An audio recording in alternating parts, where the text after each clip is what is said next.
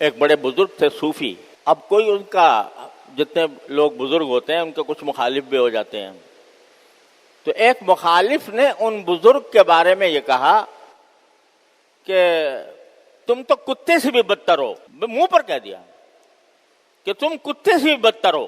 تو جواب میں ان بزرگ نے کہا کہ بھائی ابھی مجھے پتہ نہیں ہے کہ میں کتے سے بدتر ہوں یا نہیں ہوں. ابھی مجھے پتہ نہیں.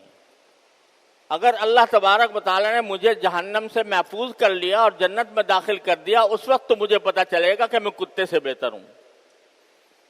لیکن اگر اللہ تعالیٰ نے کہیں پکڑ کر لی تو یقیناً میں کتے سے بدتر ہوں. مجھے کیا پتا کہ اللہ تبارک و تعالیٰ نے میرے بارے میں کیا فیصلہ کر رکھا ہے. لہذا تم جو کہہ رہے ہو کتے سے بدتر ہوں، ہو سکتا ہے ہوں کتے سے بدتر، اس واسطے کہ پتہ نہیں اللہ تعالیٰ نے میرے ساتھ کیا معاملہ فرمانا ہے اور کیا فیصلہ کر رکھا ہے.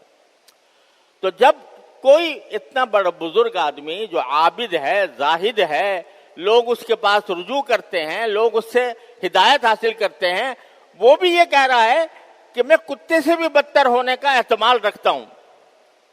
ہو سکتا ہے کتا مجھ سے بہتر ہو، کیونکہ اگر مجھے جہنم میں داخل کر دیا گیا العیاذ باللہ تو یقیناً کتا مجھ سے بہتر ہے کہ اس کو جہنم میں داخل ہونے کا کوئی خطرہ نہیں.